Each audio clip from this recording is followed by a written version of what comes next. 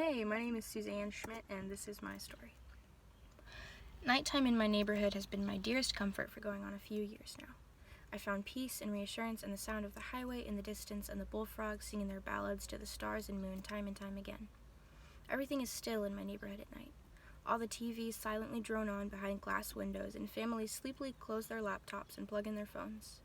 Showers trickle comfortingly and lights click off, one after another, until all of them blink out, and I can tell with a sigh that I'm the last one out. My heart cracks its back and lets out a deep breath, pours itself a glass of red wine, and relaxes. Here, in this perfect moonlit peacefulness, I process, I heal, and I breathe it all in as things that will pass. I walk down the broad road, letting out a sigh as a spring breeze tickles the newly budding trees. There's no more crowded hallway, no more teachers shouting due dates as you walk out the door, no more teammates hurling jokes and playful punches. Just me, the sounds of night, and my walking feet. But not all nights in my neighborhood are as poetic or aesthetically pleasing. The pavement has had its share of beatings from my running shoes as I pound it for all the troubles it never gave me, and the trees have heard their fair share of breathy sobs and whispers in the midst of each crisis. I never had a reason to doubt the trustworthiness of my neighborhood, until tonight. Tonight, I let my heart relax a little too soon, rushed into the night a little too willingly, a little too trustingly. And the night taught me to check myself, to never take its love for granted again, and to always, always make sure that every last light blinks out before I begin my ritual.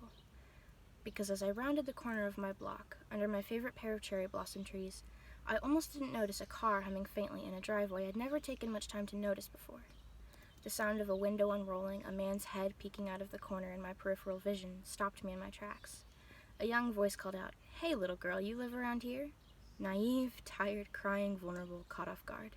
Stuck, literally, in the headlights like a told secret that was promised to be kept hidden. "Yes, sir." "Well, I live right here, in this house. I'm 34. How old are you?"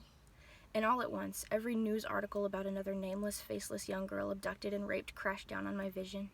Every nightmare flashed in front of my eyes and stops my breath like a foot slamming on brakes. My feet kick my lungs, and they both set off bells and lights throughout my entire body as the whistles and alarms begin to blare. This is not a test. This is not a test. This is not a test. Over and over, my feet slam the ground again, until I'm a mile away from the man in the car in the night that was supposed to be my sanctuary.